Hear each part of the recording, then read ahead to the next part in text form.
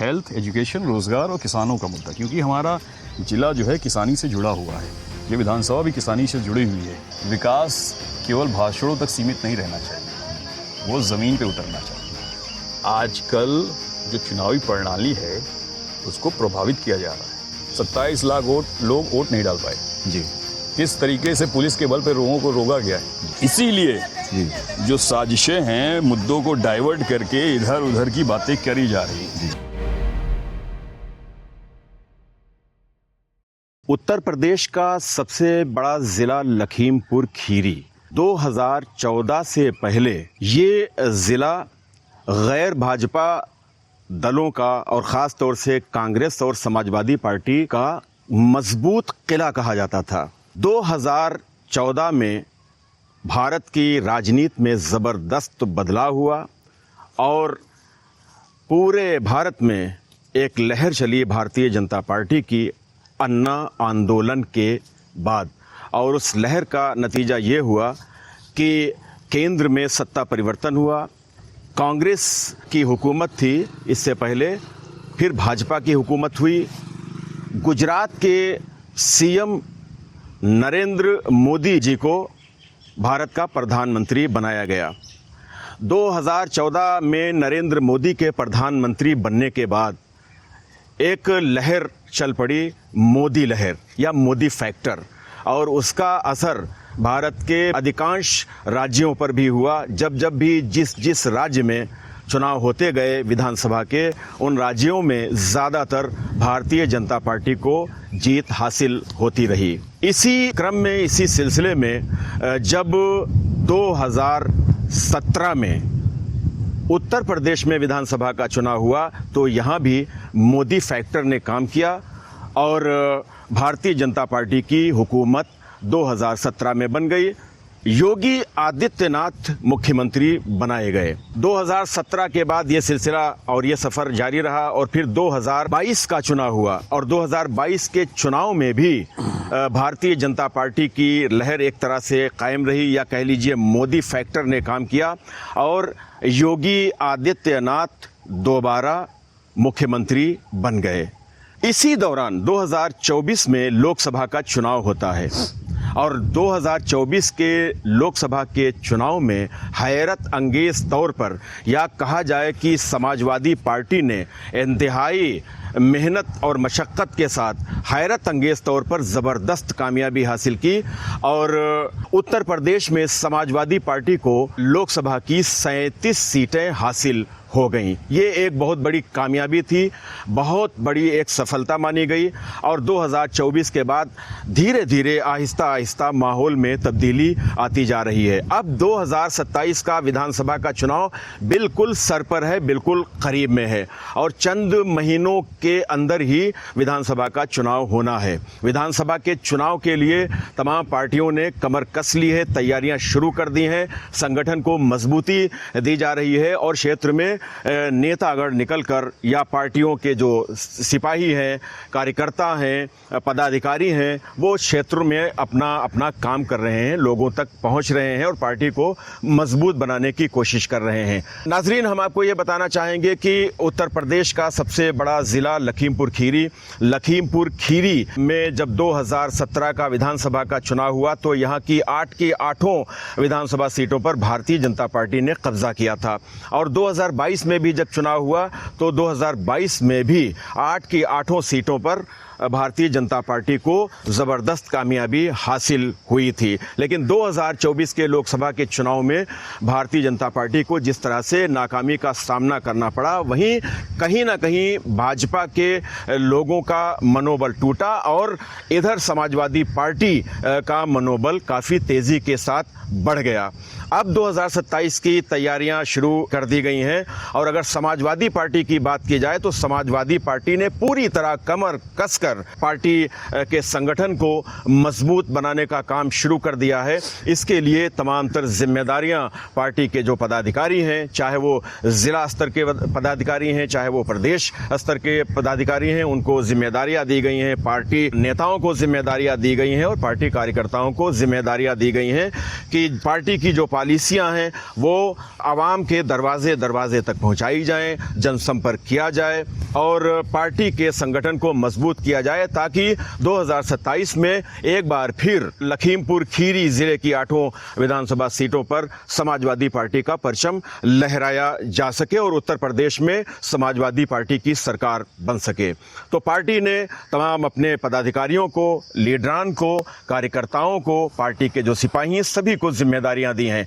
उन्हीं में एक ऐसे लीडर भी हैं, एक ऐसे पदाधिकारी भी हैं जो प्रदेश स्तर के पदाधिकारी हैं, लोहिया वाहिनी के प्रदेश उपाध्यक्ष हैं और लखीमपुर खीरी जिले की ही सिर्फ बात नहीं है बल्कि बहुत से ज़िलों में और लखनऊ तक में उस शख्सियत की अपनी पहचान है, उनकी अलग अपनी शिनाख्त है, उनका अलग अपना एक किरदार है।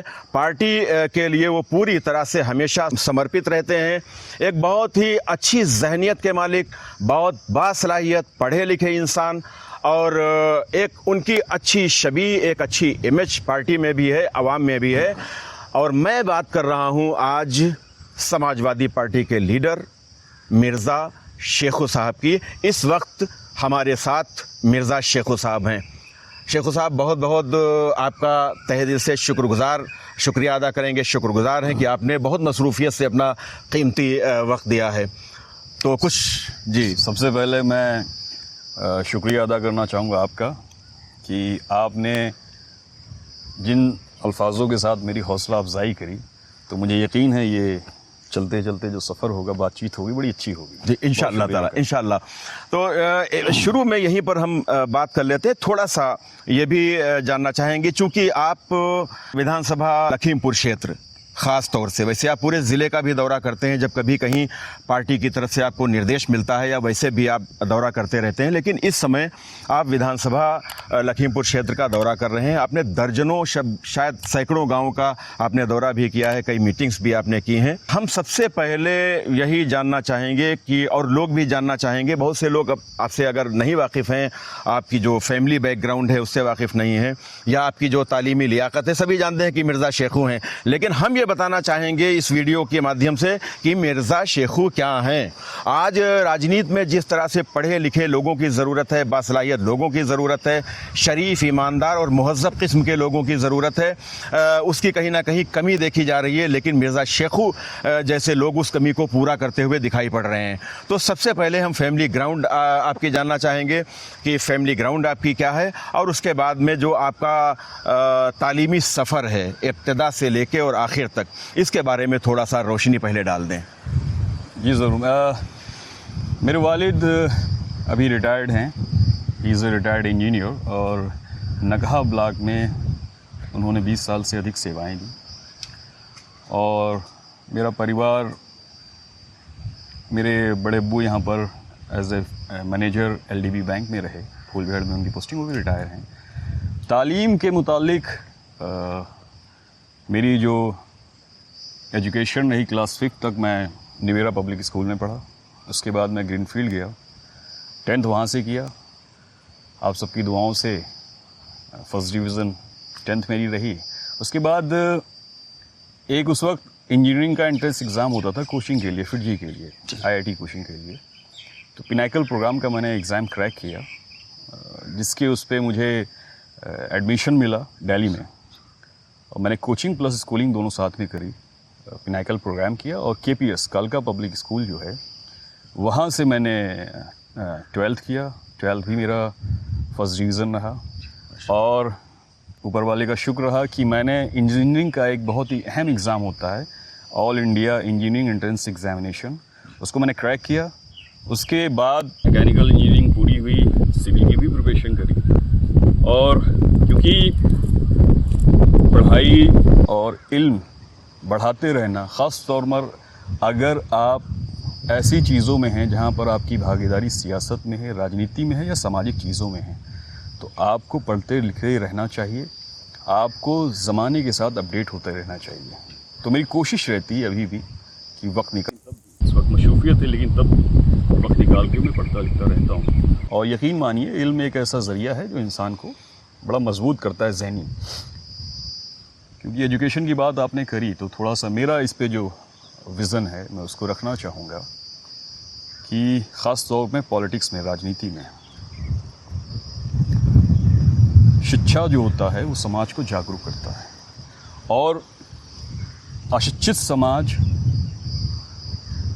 नेताओं के लिए, मैं सबकी बात कर रहा हूँ, अशिक्षित समाज जो होता है वो नेताओं के लिए सबसे बड़ा हथियार है और जनता के लिए सबसे बड़ा अभिशाप। अशिक्षित समाज केवल राजनीति में भीड़ बन के रह जाता है, वो अपनी भागीदारी हासिल नहीं कर सकता। इसमें क्योंकि बहुत से हमारे आज़ादी के बाद भी, उससे पहले भी या अभी भी बहुत से ऐसे लीडरान हैं दीगर पार्टीज़ में जिनकी इल्मी सलाहियत है। तो एक बाबा साहब का एक कोट है, मैं अक्सर कहा करता हूँ उसको, कि क्योंकि उनका जीवन भी बड़ा संघर्ष है रहा, कई चीज़ें उन्होंने देखी और हम कह सकते हैं कि इंडिया के टॉप लीडर्स में से उनकी गिनती होती है, सर्वश्रेष्ठ माने जाते हैं, विश्व में उनकी एक पहचान रही है। तो बाबा साहब ने कहा था कि वो शिक्षा को मूल आधार मानते थे। शिक्षा को मूल आधार मानते हुए वो कहते थे कि गुलामी की जड़ों को काट कर आप सामाजिक समानता, आर्थिक उन्नति और राजनीतिक स्वतंत्रता हासिल कर सकते हैं। तो मेरे हिसाब से आज की जो पॉलिटिक्स है उसमें ख़ास तौर पर पढ़े लिखे लोगों का आना बड़ा ज़रूरी है। केमिकल इंजीनियर हैं, मैकेनिकल इंजीनियर हैं। मैकेनिकल इंजीनियर होने के बावजूद आपने सियासत को ही, राजनीति को ही क्यों मुंतखब किया, क्यों आपने चुना? देखिए, सबसे पहली चीज़ होती है इच्छा शक्ति, इच्छा। तो ये सवाल बहुत बार पूछा जाता है कि आपने इंजीनियरिंग करके नौकरी नहीं की, कहीं जॉब नहीं की, कोई कुछ नहीं किया। देखिए, इंटरेस्ट, इच्छा बहुत बड़ी चीज़ है। एजुकेशन, मैंने फिर कहा, एजुकेशन का मतलब ये है कि आप अपने जहन को ज़िंदा रखें उस तरोताज़गी के साथ, और उसको आप अपनी इच्छा के साथ अगर जोड़ेंगे तो जिस भी फील्ड में आप जाएंगे वहाँ पे अच्छा करेंगे और लोगों के बीच आपकी एक्सेप्टेंस होगी। तो राजनीति में आने का मकसद एक तो सेवा भाव तो सभी का होता है, और मैं चाहता हूँ कि आपके चैनल के माध्यम से मैं दरख्वास्त मिलूँगा, कभी ऊपर वाले ने आप सबकी दुआओं से और यहाँ के लोगों की दुआओं से कोई ऐसा प्लेटफॉर्म मिला तो मेरी बड़ी कोशिश रहेगी कि मैं कुछ कर सकूँ। उसके लिए एक प्लेटफॉर्म की ज़रूरत है और उसी इंतज़ार में है, उसी में मेहनत कर रहे हैं। जी शेख भाई, चलते रहें जी। और जैसा कि आपको मालूम है कि इस वक्त हम खीरी टाउन रेलवे हाल्ट पर हैं। जी। कभी ये Kheri town railway cross station हुआ करता था और शायद ज़िले का सबसे ये पुराना रेलवे स्टेशन है। इस पर हम बाद में बात करेंगे। तो ये हम जानना चाहेंगे कि सियासत का जो आपका सफ़र है, राजनीति का जो आपका सफ़र है, उसका आगाज़ कब हुआ और कैसे हुआ? देखिए,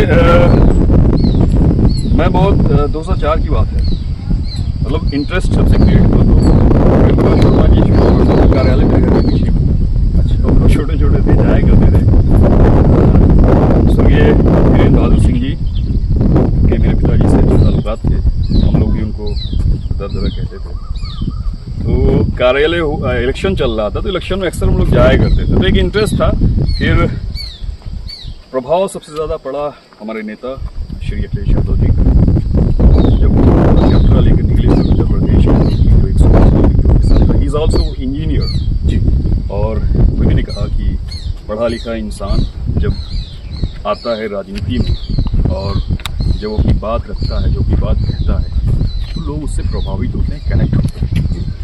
तो मैं 2009 के आसपास में सदस्य बन गया था और डॉक्टर शर्मा जी का उपचुनाव था। उस वक्त स्टूडेंट लाइफ थी हमारी, लेकिन उसमें भागीदारी हम लोग की रही। 12 का चुनाव रहा जी। और उसके बाद कई पदों पे मैं रहा संगठन के, छोटे से लेके, मतलब छोटे से क्या, शुरुआत मैंने करी और कई अहम पदों पर रहा। अभी फ़िलहाल प्रदेश उपाध्यक्ष हूँ और हमारे संगठन ने मुझे जिम्मेदारी दी मैं जालौन का सस्ता प्रभारी बनाया गया, जिला जालौन का वहाँ गया। कटहरी, हाथरस जैसे जिलों में भी, चुनाव में भी गया और कैडर का काम भी हम लोगों ने किया। और सेकेंडर की जो भी जिम्मेदारियाँ होती हैं, कोशिश रहती है उसकी ईमानदारी से, सत्यनिष्ठा के साथ उसको कराना। और जो आपका सवाल था प्रभाव वाला, उसमें मैं फिर एक चीज़ जोड़ना चाहूँगा। वो अक्सर एक चीज़ देखिए, प्रभाव कैसे बढ़ता है। हर आदमी का पॉलिटिक्स में हर आदमी अपना एक होता है। आप गौर करिएगा, मैं एक वर्ड यूज करता हूँ, vision. What is the vision? Vision वो चीज़ है कि आप कोई चीज़ को सोचें। जैसे आपने कहा कि ये एक्सप्रेसवे बनना है, आपने कहा कि यहाँ मेट्रो चलनी चाहिए, ये विज़न किया आपने। हम बात कर रहे हैं स्टेशन की, कि कल को ये हॉल्ट है, कल को ये स्टेशन हो जाए, ये विज़न है। इसका इम्प्लीमेंटेशन कैसे हो? इम्प्लीमेंटेशन वही आदमी कर सकता है जो विजनरी होता है। जी, उन्होंने सोचा कि पुलिसिंग को बेहतर करनी है, 100 नंबर दिया, आज उसका नाम बदल दिया। उन्होंने सोचा कि इंफ्रास्ट्रक्चर को बेहतर करना है, उन्होंने सोचा कि रोज़गार को बेहतर करना है, वो करके दिखाया जो उनका कार्यकाल है। ऐसे बहुत सी चीज़ें हैं, तो प्रभाव का एक कारण वो भी है। अच्छा, समाजवादी पार्टी के राष्ट्रीय अध्यक्ष माननीय अखिलेश यादव एक विज़न लेकर चलते हैं और आप भी माशाल्लाह बासलाहियत हैं, आला तालीम याफ्ता हैं, एक विज़न लेकर आप भी चलते हैं। लखीमपुर खीरी पूरे ज़िले की अगर हम बात करें, या आप क्योंकि ख़ास तौर से लखीमपुर विधानसभा क्षेत्र देख रहे हैं, दौरा कर रहे हैं, तो इस विधानसभा क्षेत्र के लिए आपका विज़न क्या है? प्राथमिकताएं भी क्या हैं आपकी? देखिए, मैं उस सोच के साथ आगे बढ़ा हूँ जिसे श्री अखिलेश यादव ने सिखाया है। युवा शक्ति, विकास और समाज के हर वर्ग को साथ लेके चलना। क्षेत्र की प्राथमिकताएं बहुत अलग अलग हैं। सदर विधानसभा शहरी भी है, ग्रामीण भी है। ग्रामीण की समस्याएं अलग हैं, शहरी समस्याएं अलग हैं। तो उसके लिए हम लोग पूरा सोच विचार कर, जो भी मुद्दे भी, क्योंकि अभी तो बहुत जल्दी हो जाएगा, लेकिन हम लोग गांव जा रहे हैं। मैंने अभी तकरीबन 200 से ज़्यादा मीटिंगें कर चुका हूँ, छोटी बड़ी, जिसे हम पीडीए पंचायत का नाम देते हैं। उसको मैंने तकसीम किया अलग चीज़ों में, कि गाँव की बैठक, मोहल्ला बैठक, किसान बैठक, किस तरीके से मैं जा रहा हूँ, लोगों के दुख दर्द में शरीक हो रहा हूँ, खुशी में शरीक हो रहा हूँ। शेखू भाई, एक चीज़ हमने शुरू में अर्ज किया कि 2017 में समाजवादी पार्टी ने लखीमपुर खीरी से 8 सीटें जीती, 22 में भी यही हुआ अंजाम।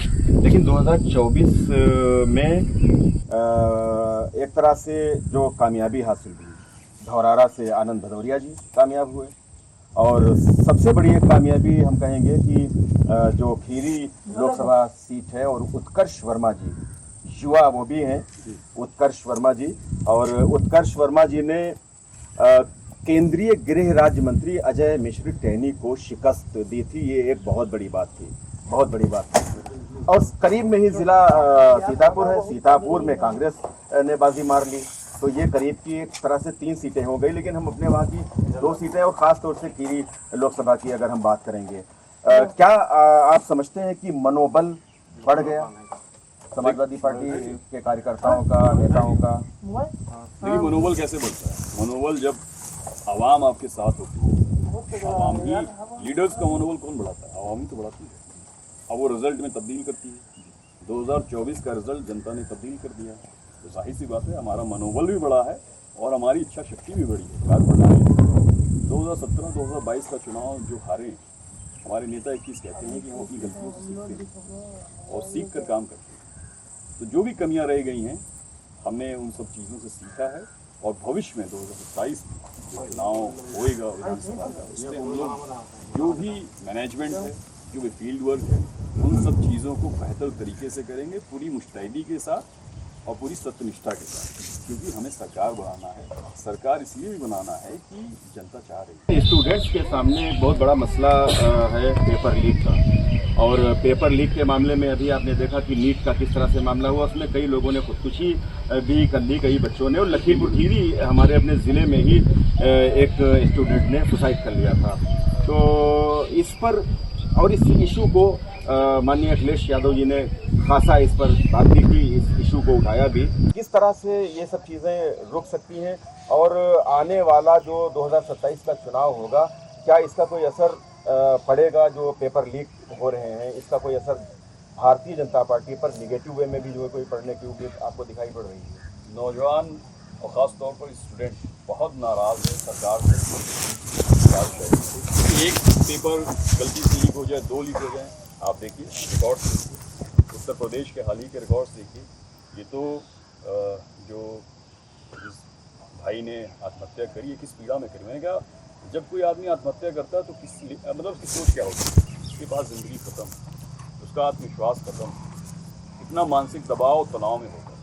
तो ये एक अहम मुद्दा है, नाराज़गी है, युवाओं में नाराज़गी है और देश नौजवान हो चुका है, नौजवानों के हाथ में बागडोर भी है।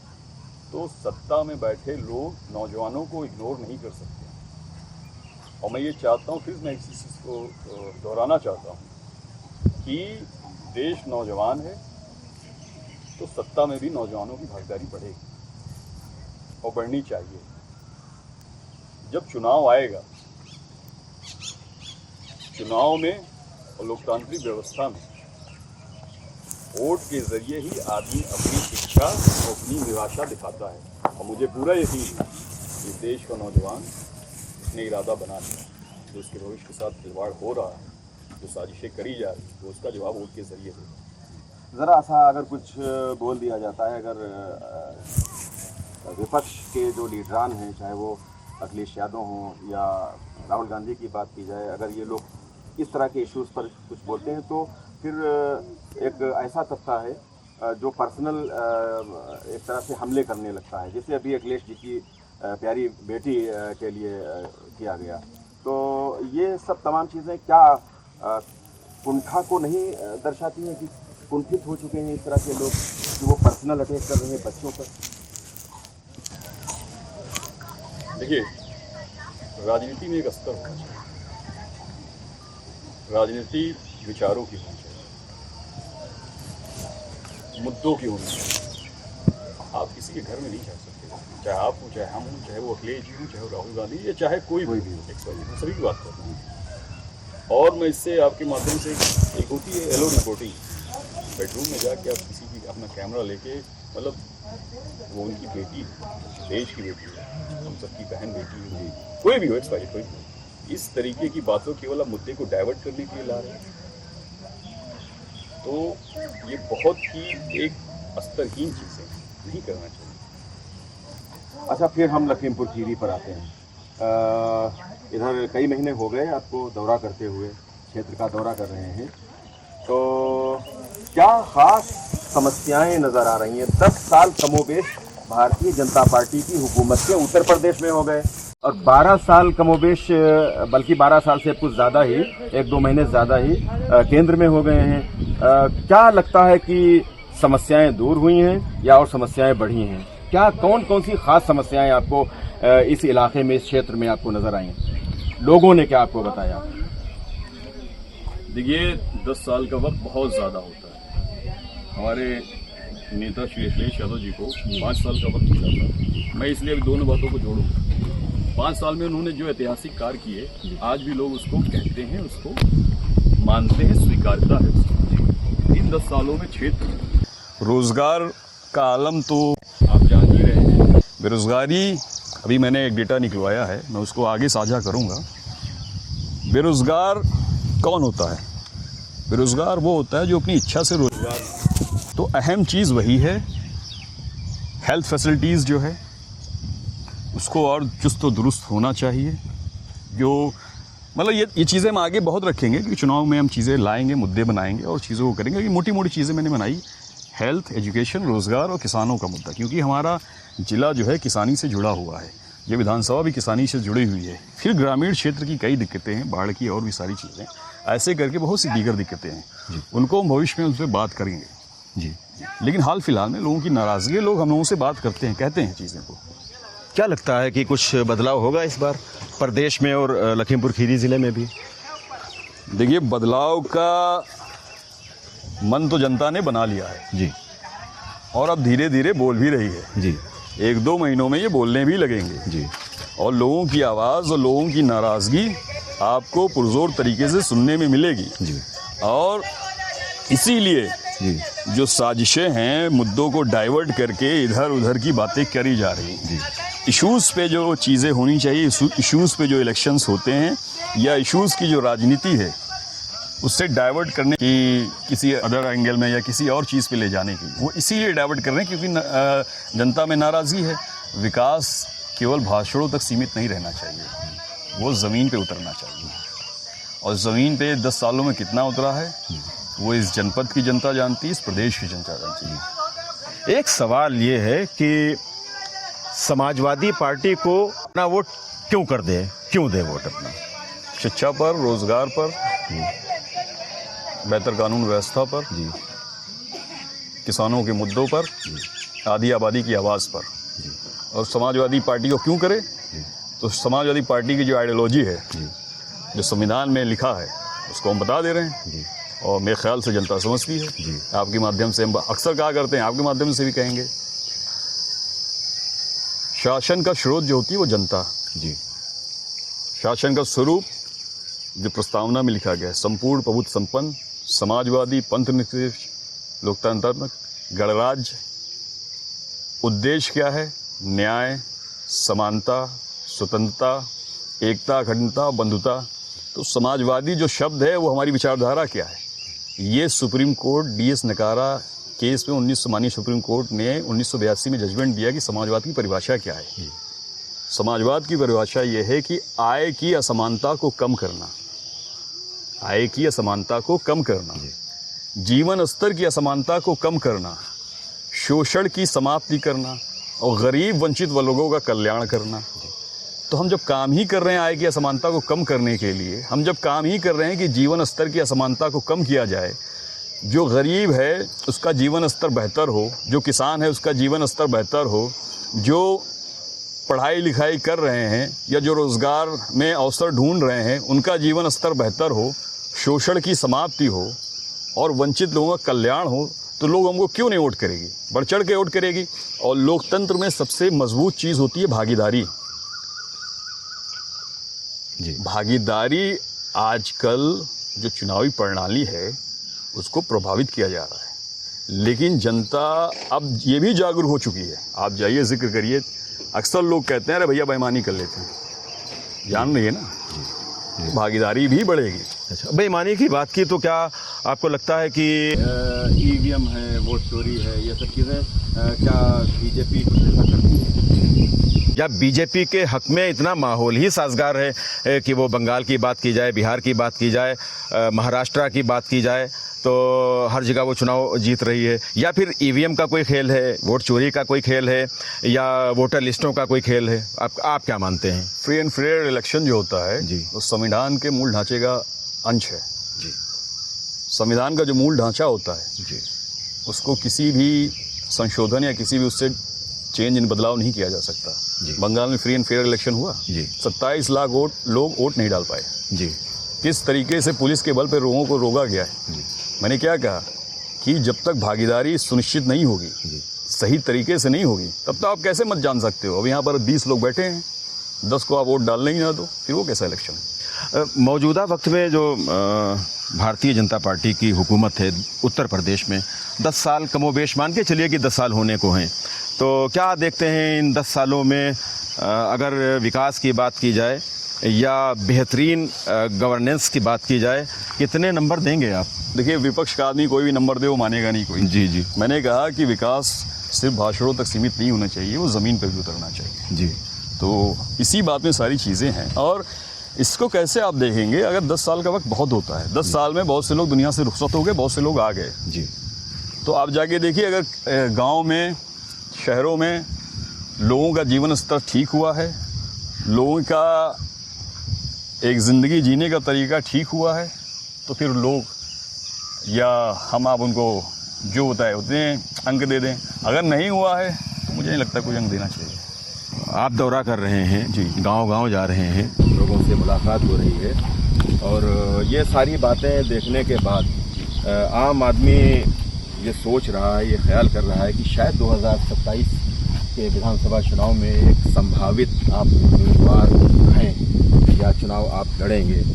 देखिए, मैं इसकी तैयारी कर रहा हूँ और तकरीबन 1.5 साल से ज़्यादा वक्त हो गया है। सदर विधानसभा में ग्रामीण और शहरी क्षेत्र है, नगहा ब्लॉक है, सदर ब्लॉक है, बेजम नगहा ब्लॉक की 59 ग्राम पंचायतें हैं, सदर की 55 हैं, बेजम की 12 हैं, नगर पालिका लखीमपुर, नगर पंचायत चीरी जाम है और नगर पंचायत कोयल।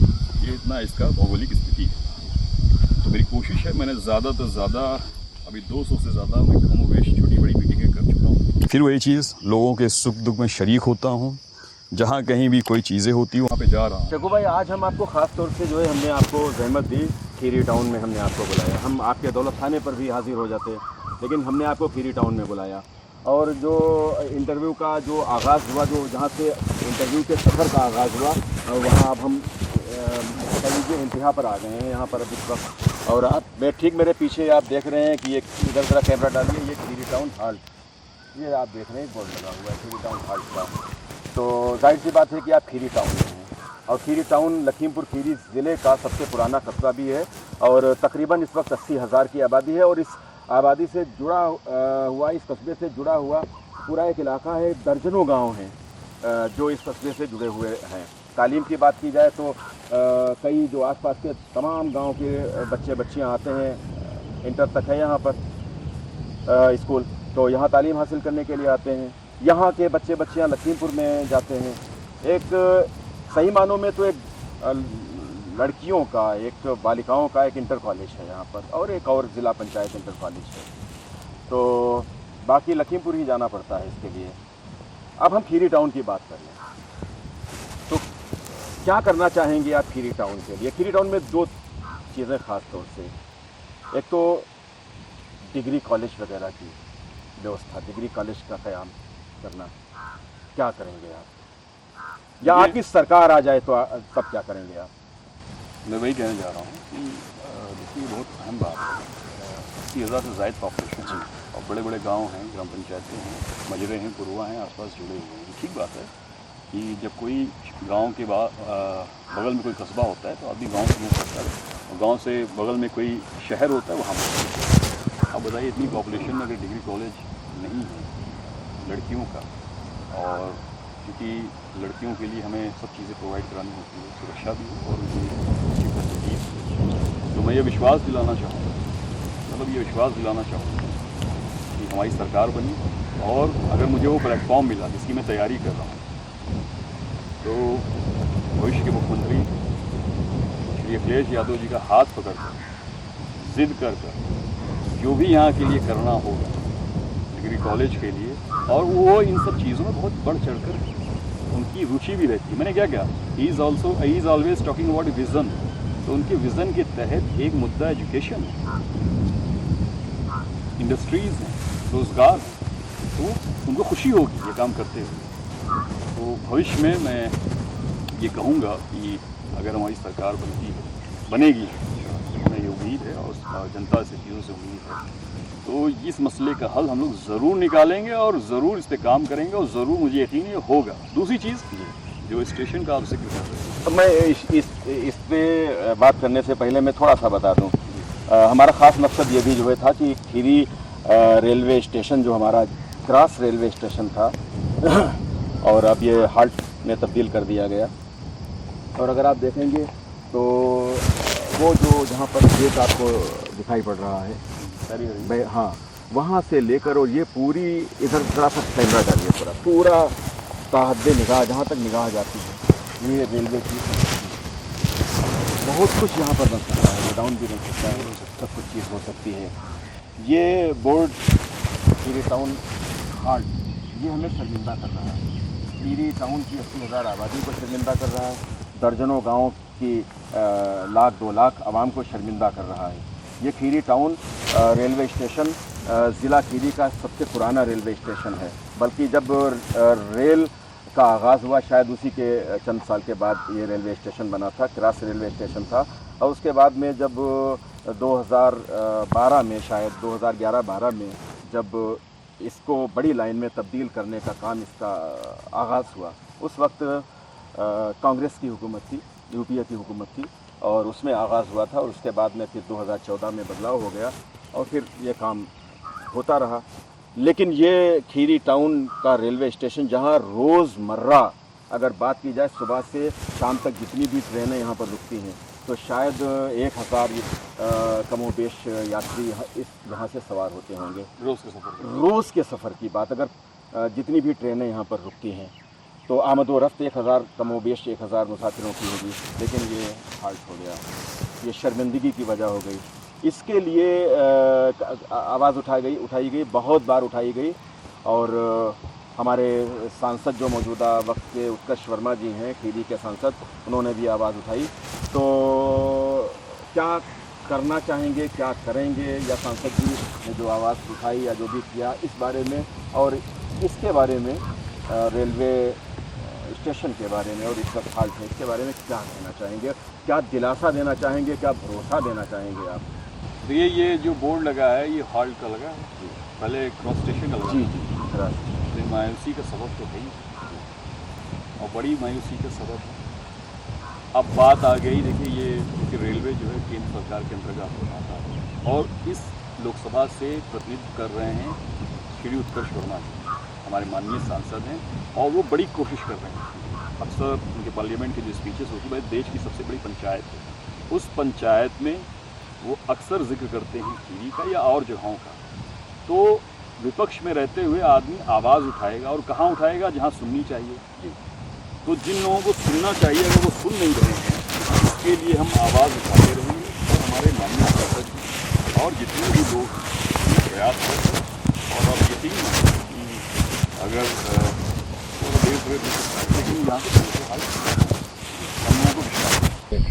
लेकिन अभी एक लोगों ने वायरल कर दिया खबर को कि समाजवादी पार्टी के शायद 20 या 22 सांसद टूट रहे हैं, बीजेपी में जा रहे हैं। हालांकि बाद में उसकी पोल भी खुल गई। क्या कहना चाहेंगे, क्या करना चाहती है बीजेपी, क्या चाहती है और इसके पीछे सब क्या है मामला? समाजवादी पार्टी के जो सांसद हैं, समाजवादी पार्टी के सांसद क्या टूट सकते हैं? देखिए इस चीज़ पर ना आवाम को यकीन होगा ना आपको यकीन होगा और हम सब तो ये सब करी। देखिए हम एक विचारधारा से जुड़े हुए लोग हैं। पहले ये बात करते हैं कि सांसद तोड़ने की ज़रूरत क्यों पड़ी या पड़ क्यों रही है। जी, जब आपको 240 सांसद, मेरे ख्याल से बीजेपी के 240 एमपीज़ हैं, जनता ने वहाँ तक आपको सीमित कर दिया। आपने जोड़ गाड़ करके सरकार बनाई। 37 सांसद हमारे हैं, रेस्ट कांग्रेस के हैं और बीजेपी के हैं और एक आध निर्दलीय जो भी आज़ाद पार्टी के हैं।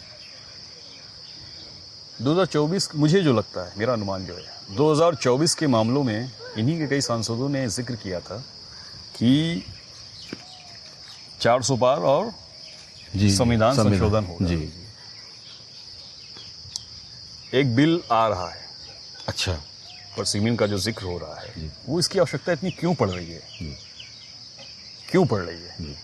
जनता ने पक्ष विपक्ष चुन लिया है भाई, आखिरी फैसला जनता का। हमको विपक्ष में बैठाया, आपको सत्ता में बैठाया है। तो जब पक्ष विपक्ष जनता ने चुन लिया है तो उसको आप तोड़ मरोड़ के अपने हिसाब से क्यों सही करना चाह रहे हैं?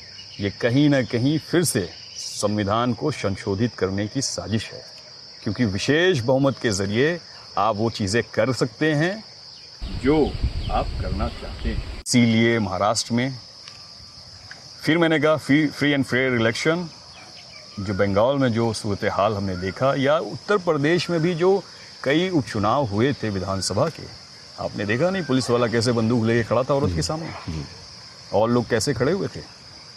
फ्री एंड फेयर इलेक्शन संविधान का मूल ढांचा है। आप घर से निकलिए, वोट डाल के आ जाइए, कोई आपसे पूछने वाला नहीं किसको दें किसको नहीं देना है, कोई कन्विंस नहीं कर सकता। आप कन्विंस सिर्फ उससे होंगे अपने जहन से और मौजूदा मुद्दों से। जी, तो चुनाव को प्रभावित किया जा रहा है। सबसे बड़ी चीज़ है जो हमारे नेता राष्ट्रीय अध्यक्ष श्री अखिलेश यादव जी बता रहे हैं, उत्तर प्रदेश के लिए भी ये जो चुनाव है बड़ा इम्पोर्टेंट है। हो सकता हो जिनकी मंशा है, जो सूरत हाल हैं, इसके बाद इलेक्शन ही ना हो। क्या हो सकता है कि कोई बंगाल की तरह यहाँ भी कोई खेल हो जाए? देखिए हम लोग क्या समाजवादी पार्टी के कार्यकर्ता कहा जाता है कि समाजवादी पार्टी के कार्यकर्ता बहुत डिवोटेड हैं? नहीं, सुनिए, हम लोग एक आइडियोलॉजी से जुड़े हुए हैं जी। ठीक है, लोहिया जी की विचारधारा पे चलने वाले लोग हैं। तो लोहिया जी ने किसको ललकारा था उस वक्त? नेहरू जी को। और नेहरू जी का भी मैं इसलिए कह रहा हूँ क्योंकि हमारा अभी गठबंधन है उनके साथ, लेकिन जो दौर रहा है उसको याद करिए। नेहरू जी का भी गुरूर बहुत ज़्यादा था। उन्होंने कहा कि लोहिया तुम जहाँ मैं इलेक्शन में आऊँगा नहीं, और कई बूथ वो हार गए थे, इलेक्शन में आना पड़ा था। और लोहिया जी कहते थे कि चट्टान में चोट मारते रहो, दरार जरूर बनेगी, रोशनी ज़रूर निकलेगी। तो हम लोग एक विचारधारा से जुड़े हुए लोग हैं। हमारे यहाँ कार्यकर्ता विधायक और सांसद बनता है, जनता उसको विधायक और सांसद बनाती है। तो हम किसी लोभ प्रलोभ में या किसी वजह से संविधान को चोटिल नहीं कर सकते, लोगों के साथ विश्वासघात नहीं कर सकते।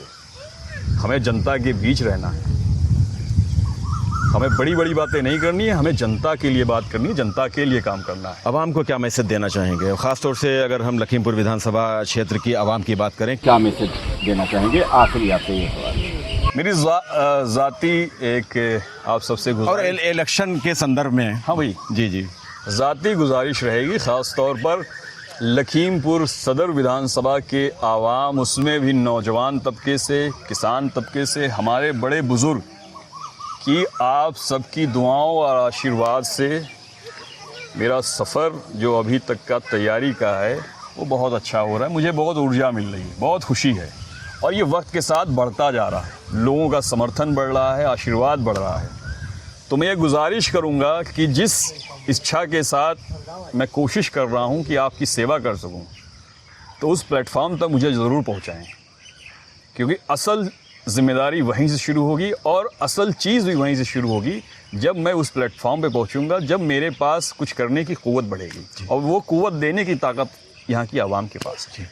बहुत शुक्रिया शेखू भाई, आपने बहुत मसरूफियत से हमारे लिए इतना वक्त आपने निकाला। तहे दिल से हम आपके शुक्रगुजार हैं, और वक्त वक्त पर बात इंशाअल्लाह ताला आपसे होती रहेगी। तो नाजरीन, आज हमने समाजवादी पार्टी लोहिया वाहिनी के प्रदेश उपाध्यक्ष और बहुत एक महज़्ज़ब, टैलेंटेड, बासलाहियत इंसान मिर्ज़ा शेखू साहब, जिनका ताल्लुक़ लखीमपुर खीरी से है, उनसे हमने बात की। कई इश्यूज़ पर हमने उनसे बात की, उनकी ज़ाती ज़िंदगी से भी हमने वाबस्ता तमाम सवालात किए, और इसके अलावा जो जन समस्याएं हैं इनके हवाले से, जो उत्तर प्रदेश और भारत की जो राजनीति इस वक्त है उसके हवाले से भी हमने बात की, और खीरी टाउन और आसपास के जो क्षेत्र हैं उनमें जो जन समस्याएँ हैं उनके हवाले से भी बात की। और ख़ास तौर से ये खीरी टाउन रेलवे स्टेशन, देखिए ये पुरानी इमारत, ज़रा इस पे डालिए, ये पुरानी इमारत है खीरी टाउन की। ये पुराना जो है पूरा, जब ये क्रॉस रेलवे स्टेशन था तो उस वक्त की, तो हमने